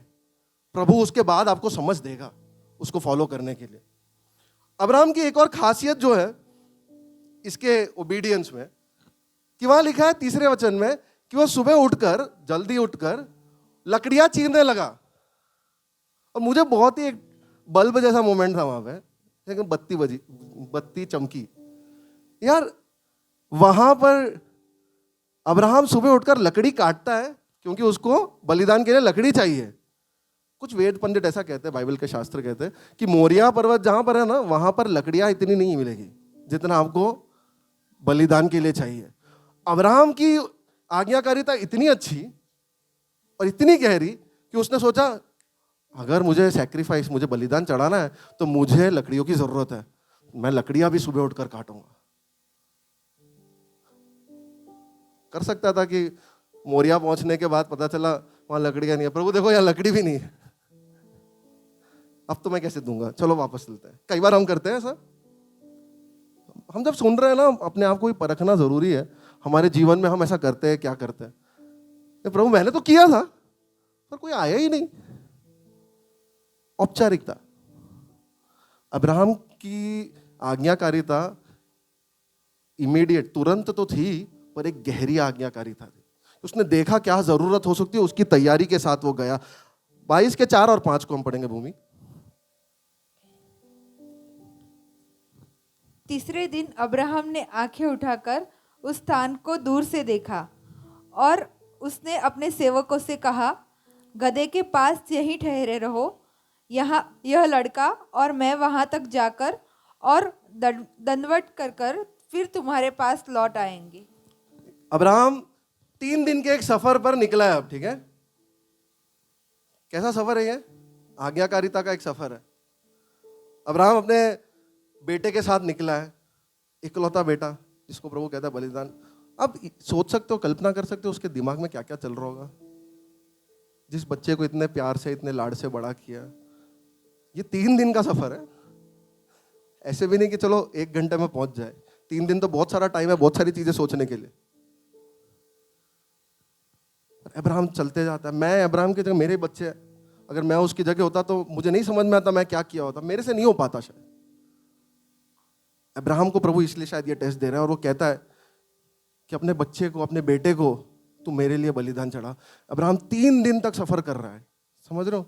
3 दिन तक सफर में कई सारी चीजें उसके दिमाग में आई होगी, पर अब्राहम इस ऐसे एक सफर में, वो कहता है अपने 5वें वचन में हमने देखा कि वो कहता है अपने दासों को कि मैं दंडवत करने जा रहा हूं, इंग्लिश में वर्शिप करने जा रहा हूं, आराधना करने जा रहा हूं। अब्राहम के लिए ये आराधना है, समझ रहे हो? अब्राहम के लिए आराधना ये आज्ञाकारिता का एक सफर है। आज्ञाकारिता का सफर अब्राहम के लिए आराधना है। जिस यात्रा पे वो निकला है वो एक गीत से बढ़कर है। गीत नहीं है अब्राहम के लिए आराधना। अब्राहम के लिए आराधना, प्रभु ने जिस चीज के लिए उसको बुलाया उसका पालन करने के लिए वो एक लंबी यात्रा पर निकला है। कई बार हमारे जीवन में हमें यह समझना जरूरी है, आज्ञाकारिता का ये जो सफर है ना, वो कभी खत्म नहीं होने वाला। और आराधना जो प्रभु हमसे चाहता है वो आज्ञाकारिता का एक सफर है, जहां पर प्रभु हमसे मांग रखता है कुछ जो हमसे सबसे ज्यादा प्यारी है, हमारी सबसे दिल के करीब चीज को, और वो मांगता है उसे, क्या तू उसे मुझे दे सकता है? क्योंकि जब आप एक बार उसके आज्ञा का पालन करोगे ना, तो आप उसमें से कुछ आज्ञाकारिता का एक लेसन सीखोगे, एक पाठ सीखोगे, और उसके बाद आपको अगला मौका मिलेगा वापस आज्ञा का पालन करने के लिए। हम देख रहे थे ना अलग अलग टेस्ट जो अब्राहम के जीवन में आए, कभी खत्म नहीं होने वाला। जैसे जैसे आप एक एक आज्ञा का पालन करते जाओगे, आपको एक और मौका मिलेगा आज्ञाकारिता को निभाने के लिए। और इसीलिए आराधना के सबसे मध्य में या सबसे मूल बातों में सबसे अगर कुछ महत्व रखता है तो वो आज्ञाकारिता। अब्राहम के जीवन के द्वारा हम देख रहे हैं, वो 3 दिन के सफर में लिख रहा है, ऐसी एक सफर जहां उसके लिए आराधना है। वो कहता है मैं आराधना करने आया हूं। आराधना गीत से बढ़कर है उसके लिए, आराधना एक जीवन शैली है उसके लिए, हमारे लिए। पौलुस रोमी 12:1 में कहता है, रोमन्स 12:1, इसलिए हे भाइयों, मैं तुम्हें परमेश्वर की दया का स्मरण दिलाकर विनती करता हूँ कि अपने शरीरों को जीवित और पवित्र और परमेश्वर को भावता हुआ बलिदान करके चढ़ाओ, यही तुम्हारी आत्मिक सेवा है। पौलुस को वहां लिखता है जीवित बलिदान, समझ रहे हो? मैं सोचता हूँ पौलुस लिख रहा होगा ना, तब ऐसा लिख रहा होगा बलिदान, तब पवित्र आत्मा याद कर रहा था, नहीं पौलुस बलिदान मत लिख, जीवित बलिदान। क्योंकि बलिदान लिखेगा ना तो लोग एक बार करके छोड़ देंगे। एक बार करके छोड़ने वाला बलिदान मृत बलिदान समान है। जीवित बलिदान क्या है? तो फिर हर दिन जीवित बलिदान, हर दिन अपने आप को उस बलिदान की वेदी पे चढ़ाना और आकर परमेश्वर से कहना, प्रभु सब मैं देता हूं तुझे, मेरे शरीर को, मेरे इस मन को, मेरे इस इच्छाओं को सब मैं तुझे देता हूं। और एक दिन नहीं, सिर्फ एक बार नहीं, बार बार मैं देते रहूंगा। इसलिए ये जीवित बलिदान है। आराधना जो परमेश्वर भाता है वो गीत से बढ़कर है, वो हमारी आज्ञाकारिता है जो हर दिन हर पल वो चाहता है। अब्राहम के बारे में हम जब देखते हैं अगला 22:5 में, वो जब वो कहता है कि मैं जा रहा हूं, उसके विश्वास के बारे में एक खास चीज है यहाँ पर। वो कहता है मैं और लड़का आराधना या दंडवत करने जा रहे हैं और हम लौट आएंगे। हम नहीं लिखा है, हम लौट आएंगे लिखा है, आएंगे। बस होता था अब्राहम, तुझे तो प्रभु ने बुलाया तेरे बेटे को बलिदान चढ़ाने के लिए। बलिदान चढ़ाने का मतलब क्या है? तू वापस आएगा तो आएंगे क्यों कह रहा है? मैं आऊंगा बोलो। अब्राहम पहले से ही जानता है अपने बेटे को बलिदान करने जा रहा है, पर उसका विश्वास इस प्रकार का विश्वास है जिसमें वो कहता है कि हम आराधना कर कर आएंगे। आएंगे बताता है मुझे कि अब्राहम को ना अपने प्रभु के बारे में बहुत अच्छी खबर है। आएंगे बताता है कि अब्राहम का जो विश्वास है वो उसके प्रभु के साथ के रिश्ते में से आने वाला विश्वास है। उसका एक इतिहास है परमेश्वर के साथ, उसका एक नाता है परमेश्वर के साथ, अनुभव है उसका परमेश्वर के साथ, जहां पर वो कहता है, उसको पता है कि उसका विश्वास परमेश्वर उसके लिए ऐसा काम करेगा। अब्राहम अपने मन में सोच रहा होगा, मैं सोच रहा होगा जो वो 3 दिन की जो सफर थी ना, उसमें अब्राहम सोच रहा होगा कि यार मैं जा तो रहा हूं मेरे बेटे को बलि चढ़ाने के लिए। इब्रानी 11:17 से इब्रानी 11:17 से 19 वहां लिखा है अब्राहम क्या सोच रहा होगा। या अब्राहम का परमेश्वर के साथ का जो एक्सपीरियंस है, अनुभव है, उसमें वो जानता है कि परमेश्वर उसके लिए खरा उतरा है। परमेश्वर जो सारा जिसका कोख मृत था, जिसमें जो सूखा था, उसमें से उसको परमेश्वर ने उसका संतान दिलाया। 100 साल की उम्र में, तो 100 साल की उम्र में ही सही, उसके वादे पूरे। परमेश्वर बार बार अपने वादों को निभाता हुआ आया है अब्राहम के लिए, और इब्रानी 11 का 17 से 19 में देखो वो क्या कहता है लेखक। विश्वास ही से अब्राहम ने परखे जाने के समय में इसहाक को बलिदान चढ़ाया, और जिसने प्रतिज्ञाओं को सच माना था और जिससे यह कहा गया था, इसहाक से तेरा वंश कहलाएगा, वही अपने एकलौते को चढ़ाने लगा, क्योंकि उसने मान लिया। हिंदी में मान लिया लिखा है, इंग्लिश में लिखा है अब्राहम रीजनड। अब्राहम ने अपने आप को समझाया, अब्राहम ने सोचा, विचार किया, विचार विमर्श किया उस बात पर अपने आप के साथ। अब्राहम रीजनड, अब्राहम ने मान लिया कि परमेश्वर सामर्थी है कि उसे मरे हुओं में से जिलाए। किसे जिलाए? इसहाक को। अतः उन्हीं में से दृष्टांत की रीति पर वह उसे फिर मिला। कि अब्राहम ने यह विचार विमर्श किया। इब्रानी का लेखक कहता है कि अब्राहम ने जब ये सोचा, विचार विमर्श किया कि मेरा परमेश्वर जिसके साथ मेरा इतना अच्छा अनुभव है, वो मेरे बेटे को जिसे उसने दिया है वो ऐसे ले भी लेगा अगर बलिदान में, तो वो उसको वापस जिला देगा। आपके इसके विश्वास को देख रहे हो आप? नो वंडर वो विश्वास के एक नायकों में से एक है, विश्वास का पिता कहलाता है। क्योंकि तब तक तो पुनरुत्थान किसी ने देखा ही नहीं है, मरने के बाद तो कोई जिंदा हुआ ही नहीं है।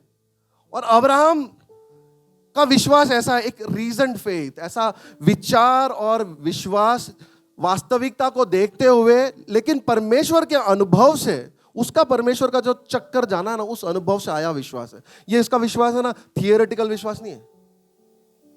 उसका विश्वास परमेश्वर के साथ के उसके अनुभव और परमेश्वर जो है और जो कर सकता है उस पर बना हुआ विश्वास है उसका। और अब्राहम वहां पर कहता है कि परमेश्वर उसको जिला देगा उसमें से। इतना बड़ा विश्वास। कई बार हमारे सामने वास्तविकता और फैक्ट्स, जो चीजें दिखाई देती है, वो हमें संदेह लाने की कोशिश करती है और हमको समझ में नहीं आता कि क्या करें। पर हमारा विश्वास जो है ना, अंधा विश्वास नहीं है। हमें ये जानना जरूरी है कि हमारा विश्वास, जब लोग बोलते हैं ना तुम बहुत इम्प्रैक्टिकल बातें करते हो, नहीं, हम प्रैक्टिकल चीजों को देखते हैं, प्रायोगिकता में वास्तविकता को हम देखते हैं। पर विश्वास हमारा इन चीजों को देखते हुए अब हमारे परमेश्वर के अनुभव के ऊपर भी हमारा विश्वास है कि हां, सामने चीजें बहुत मुश्किल है, सामने चुनौतियां है, लाल समुद्र है या यरीको की दीवारें हैं, कोई बात नहीं, मेरा परमेश्वर वहां उतरेगा ना तो समुद्र में से रास्ते निकलेंगे। मेरा परमेश्वर वहां उतरेगा ना तो दीवारें, गढ़े ऐसे गिरने लगेगी सिर्फ हमारे चिल्लाने से। मेरा परमेश्वर उतरेगा ना, 300 लोगों के साथ एक बड़ी युद्ध को जीत सकता है। हालेलुया। यह है विश्वास। हमारा विश्वास अंधा विश्वास नहीं है। अब्राहम का विश्वास हमें दिखाता है, उसका विश्वास एक रीजन्ड फेथ है, यानी विचार विमर्श की हुई विश्वास, जो अपने परमेश्वर के साथ उसका अनुभव के वजह से वो विश्वास को वहां दर्शाता है। ऐसा विश्वास हमारे जीवन में हमें चाहिए। उत्पत्ति 22 के 6 से 9 में हम देखते हैं कि वो पिता अपने पुत्रों को भेंट चढ़ाता है। तब अब्राहम ने होम बलि की लकड़ी ले अपने पुत्र इसहाक पर लादी और आग और छुरी को अपने हाथ में लिया, और वे दोनों एक साथ चल पड़े। इसहाक ने अपने पिता अब्राहम से कहा, हे मेरे पिता। उसने कहा, हे मेरे पुत्र, क्या बात है? उसने कहा, देख, आग और लकड़ी तो है, पर होम बलि के लिए भेड़ कहाँ है? अब्राहम ने कहा, हे मेरे पुत्र, परमेश्वर होम बलि की भेड़ का उपाय आप ही करेगा। और वे दोनों संग संग आगे चलते रहे। जब वे उस स्थान को जिसने परमेश्वर ने उसको बताया था पहुंचे, तब अब्राहम ने वहां वेदी बनाकर लकड़ी को चुन चुन कर रखा और अपने पुत्र इसहाक को बांधकर वेदी पर की लकड़ी के ऊपर रख दिया। ध्यान देना इस भाग पर। लकड़ी किसके ऊपर रखी थी? कौन लकड़ी ऊपर लेकर आया? इसहाक लेकर आया। वो लकड़ियां लेकर ऊपर आता है, यानी और फिर हम पढ़ रहे हैं कि वहां लिखा है, बाइबल ये भी कहता है वहां पे कि अब्राहम ने लकड़ियां जमाई और उसके ऊपर इसहाक को लिटा दिया और उसे बांध दिया। सोच रहा हूं, इसहाक छोटा बच्चा नहीं था, लकड़ियां उठाकर लेकर ऊपर आया, यानी एक 12, 14, 15 साल का लड़का हो सकता है। यानी जब उसका बाप उसको बांध रहा है ना उस वेदी के ऊपर, उन लकड़ियों पर बांध रहा है, तो वो कह सकता है पापा पागल हो गए हो क्या? वो देख रहा है कि आग है, लकड़ियां है, पर बलिदान के लिए भेड़ कहां है पिता?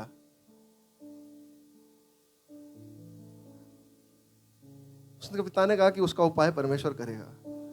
और फिर जब उसे बांध रहा है तब भी वो ये नहीं कहता कि पापा आप पागल हो गए हो क्या, मुझे मुझे मुझे बलि चढ़ाने वाले हो क्या? इसहाक अपने आप को नम्र करता, अपने आप को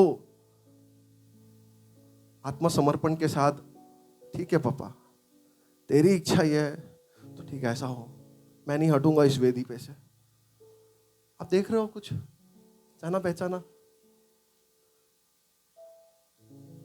इसहाक यीशु मसीह का पूर्व छाया है पुराने नियम में।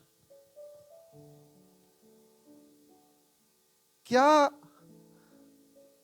सोचा उस बेटे ने? कौन ऐसा बेटा है जो स्वेच्छा के साथ उस लकड़ी को लेकर ऊपर जाता है और उस पर बलि होने के लिए तैयार हो जाता है? कौन सा ऐसा बेटा है जो कहता है कि हाँ पिता ये मेरे लिए मुश्किल है, पर मेरी इच्छा नहीं तेरा हित पूरा हो। यीशु मसीह ने जो हमारे लिए किया उसका पुराने नियम में एक बहुत ही सुंदर पूर्व छाया इसहाक में हम देखते हैं।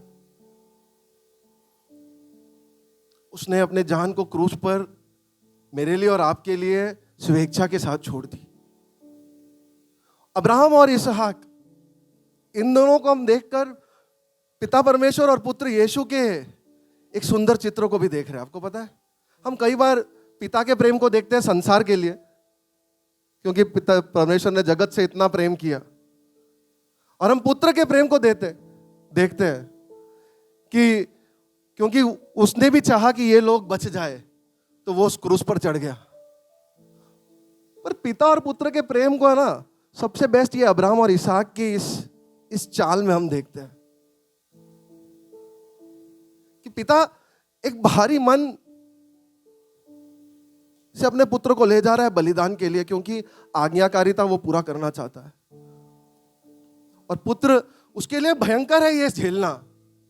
वो अपने पिता से बहुत प्रेम करता है, पिता अपने पुत्र से प्रेम करता है, पुत्र अपने पिता से प्रेम करता है। उन दोनों का प्रेम हम अगर सबसे ज्यादा अच्छे तरीके से समझ सके ना अगर, तो इन दोनों की, अब्राहम और इसहाक को देखकर समझ सकते हैं। हम कई बार चूक जाते हैं बाप और बेटे के प्रेम को देखने के लिए। हम सिर्फ देखते हैं बाप का प्रेम जगत से, बेटे का प्रेम जगत से। और कितना बड़ा एक बलिदान उस बाप ने उस क्रूस पर अपने बेटे को देने के लिए हमारे लिए किया। 10 से लेकर 12। फिर अब्राहम ने हाथ बढ़ाकर छुरी को ले लिया कि अपने पुत्र को बलि करे। तब यहोवा के दूत ने स्वर्ग से उसको पुकार के कहा, हे अब्राहम, हे अब्राहम। उसने कहा, देख मैं यहाँ हूँ। उसने कहा, उस लड़के पर हाथ मत बढ़ा और ना उसे कुछ कर, क्योंकि तूने जो मुझसे अपने पुत्र वरन अपने एकलौते पुत्र को भी नहीं रख छोड़ा, इससे मैं अब जान गया हूँ कि तू परमेश्वर का भय मानता है। क्या मैं जान गया हूं? कि तू परमेश्वर का भय मानता है।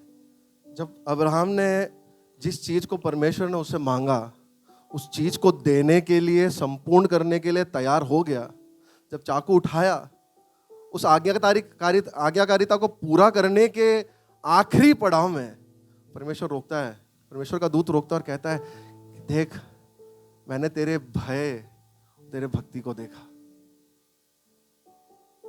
और मैं प्रसन्न हूं, रुक जा, उस बेटे को कुछ मत कर। आप तब तक आराधना नहीं कर रहे जब तक आप आपकी आज्ञाकारिता को पूर्णता तक नहीं ले जाते।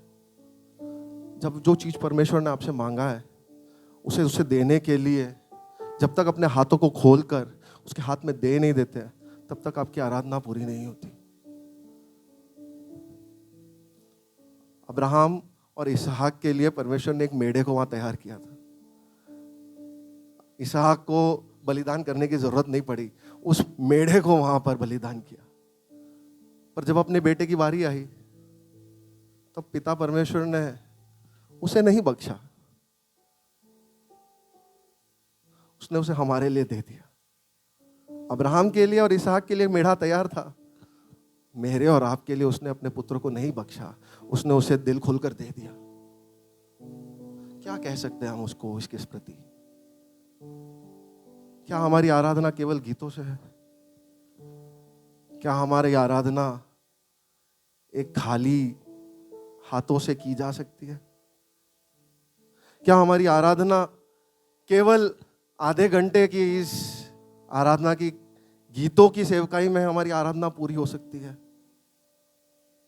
परमेश्वर कहता है आराधना सही मायने में आज्ञाकारिता का एक सफर है, और सही मायने में आराधना के मध्य में है आज्ञाकारिता और बलिदान। क्या आप प्रभु को बलिदान देने के लिए तैयार हो? अब्राहम इस मुश्किल अनुभव को, आप समझ रहे हो ना कितना कठिन अनुभव था ये। इस पूरे कठिन अनुभव को एक ही चीज कहता है, एक शब्द में, आराधना। हम जा रहे हैं आराधना करने को, क्योंकि उसने उस चीज को पूरा करने के लिए अपने पिता के हित के और अपने आप को समर्पित किया। उसने वहां परमेश्वर के प्रेम को जाना, उसने परमेश्वर के प्रेम को जान। अब्राहम इतने सारे टेस्ट में से निकला, कई सारे टेस्ट, और कुछ टेस्ट में पास हुआ, कुछ टेस्ट में फेल। जिसमें फेल हुआ उसने उसके परमेश्वर के अनुग्रह को पाया। ठीक है, टेस्ट फेल होने की वजह से उसका वादा हट गया क्या उससे? नहीं, परमेश्वर के अनुग्रह ने उसके वादा को पूरा करके दिया। जो टेस्ट पास हुए उसमें उसने परमेश्वर की विश्वास योग्यता को देखा। इन सब में से, हर टेस्ट में से, और इस टेस्ट से भी बाहर निकलते वक्त अब्राहम का प्रेम परमेश्वर के लिए और गहरा होता गया। आप समझ रहे हो? एक गहरा प्रेम, इतना गहरा प्रेम। यीशु कहता है, मैं समझता हूं वो जो प्रेम है ना, वो प्रेम हमारे अंदर आज्ञाकारिता को उत्पन्न करती है। यीशु कहता है यूहन्ना के सुसमाचार में 14 अध्याय के 15 वचन में, if you love me keep my commands. अगर तुम मुझसे प्रेम रखते हो तो मेरी आज्ञाओं का पालन करो। 21 से 24 में और भी वो कहता है, पर सार उसका यही है कि अगर तुम मुझसे प्रेम करते हो तो मेरी आज्ञाओं का पालन करो। आज्ञा का पालन करना मुश्किल इसके लिए होता है क्योंकि प्रेम में अभाव है। अगर आपका प्रेम परमेश्वर के लिए छलक कर उमड़ता है तो आज्ञाकारिता नेचुरली आने वाला नेक्स्ट स्टेप है। और परमेश्वर कहता है कि प्रेम का तो वो सागर है, वो हमें प्रेम करता है और हमें उसके प्रेम से भरता है।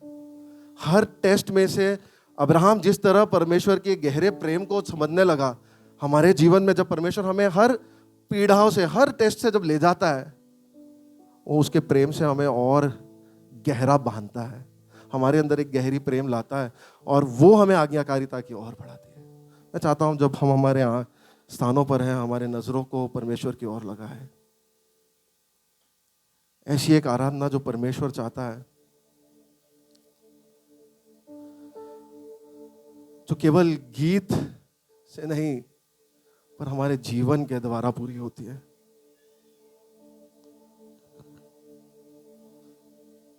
मैं चाहता हूं हम इस समय इस गीत को गाएंगे। यीशु को सब कुछ देता, सब में देता यीशु को। पर इससे जब आप गाओगे तो आपकी मानसिकता, आपके विचार में आप उन सारे चीजों को पर अपने ध्यान को खींचे कि परमेश्वर जो आपसे मांग रहा है। हो सकता है आपने उसे कसकर पकड़ रखी हो, उसे हाथ को खोलना आपके लिए भारी पड़ रहा हो, मुश्किल हो रहा हो। पर हम प्रार्थना में जाने से पहले इस गीत को जब गाएंगे, सही मायने में हम परमेश्वर से कह पाए, प्रभु मैं सब तुझे देता हूं, सब मैं देता हूँ, सब मैं देता हूँ, सब मैं देता हूँ, सब मैं देता हूँ, तुझको मुबारक मुझे, सब मैं देता हूँ, तुझको मुबारक मुझे, सब मैं देता हूँ, यीशु को मैं सब कुछ देता, सब कुछ करता हूँ कुर्बान, जीऊंगा मैं रोज मसीह में, उस पर रखूंगा ईमान, यीशु देता, सब कुछ करता हूँ कुर्बान, जीऊंगा मैं रोज मसीह में, उस पर रखूंगा ईमान, सब मैं देता हूँ। अगर आप अपने स्थानों पर खड़े हो सकते हैं और प्रभु कह सकते हैं, प्रभु मैं सब तुझे देता हूँ प्रभु, कुछ भी मैं अपने पास बाकी रखना नहीं चाहता, तू जो मुझसे मांग रहा है कठिन है मेरे लिए, पर मैं इसे अपने पास नहीं रख रहा, तुझको मुबारक मुझे, सब मैं देता हूँ, तुझको मुबारक मुझे, सब मैं देता हूँ, यीशु को मैं सब कुछ देता, यीशु को मैं सब कुछ देता, झुकता तेरे कदमों पर, छोड़ता सारी दुनियादारी, मुझे ले और अपना कर, यीशु को मैं सब कुछ देता, झुकता तेरे कदमों पर, छोड़ता सारी दुनियादारी, मुझे ले और अपना कर, सब मैं देता हूँ, सब मैं देता हूँ, सब मैं देता हूँ, सब मैं देता हूँ, तुझको मुबारक मुझे, सब मैं देता हूँ, तुझको मुबारक मुझे, सब मैं देता हूँ। मैं चाहता हूँ हमारे हृदयों के ऊपर हम हाथ रखें अपने, और अपने आंखों को हम जब बंद कर रहे हैं, सरों को जब झुका रहे हैं परमेश्वर के सामने,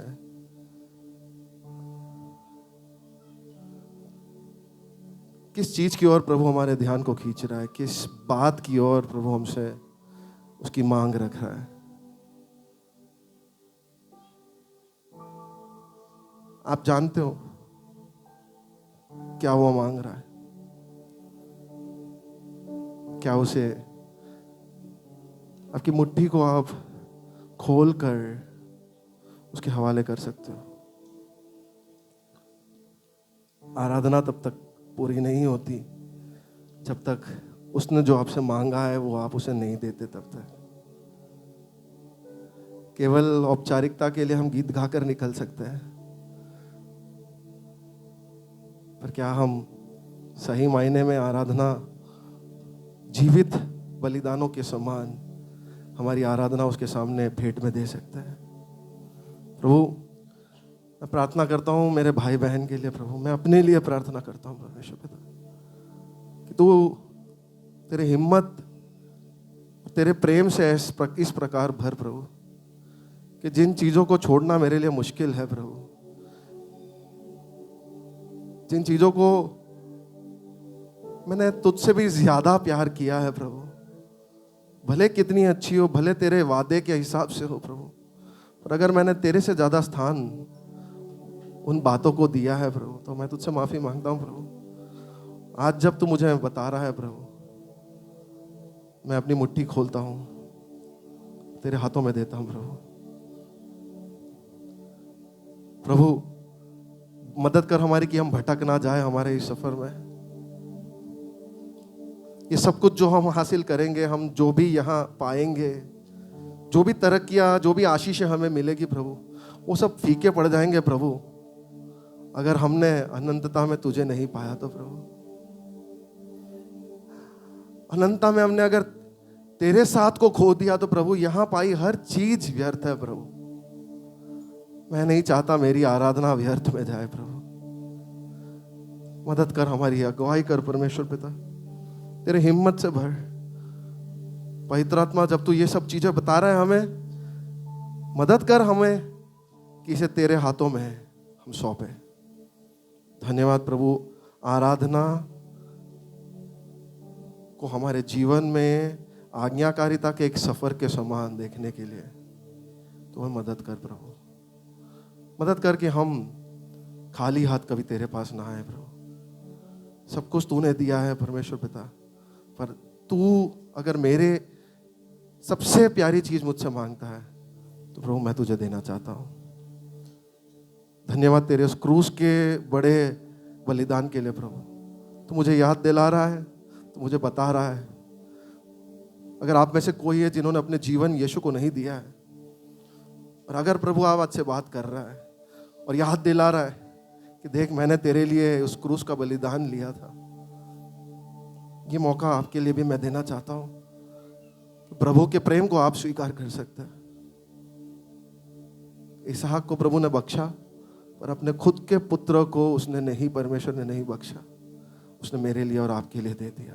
अगर आप आज जूझ रहे हो आपके व्यक्तिगत जीवन में परमेश्वर के साथ, प्रलोभनों के वजह से या फिर टेस्ट परीक्षाओं की वजह से,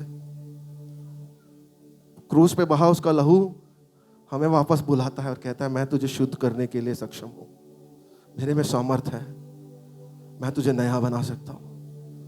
प्रभु हम तेरे सामने अपने आप को सौंपते हैं और कहते हैं प्रभु तेरे साथ, तेरे सामर्थ, तेरे हिम्मत और तेरे प्रेम से हमें भर प्रभु। जब तू हमें तेरे प्रेम से भरेगा, हम तुझे प्रेम करने लगेंगे तो आज्ञाकारिता हमारे लिए सरल हो जाएगी प्रभु। धन्यवाद कि तू हमसे बात कर रहा है। तेरा नाम ऊंचा उठे, आदर और महिमा केवल तुझी को मिले। यीशु मसीह के नाम में मांगते हैं, सुनो ग्रहण कर पिता, आमीन।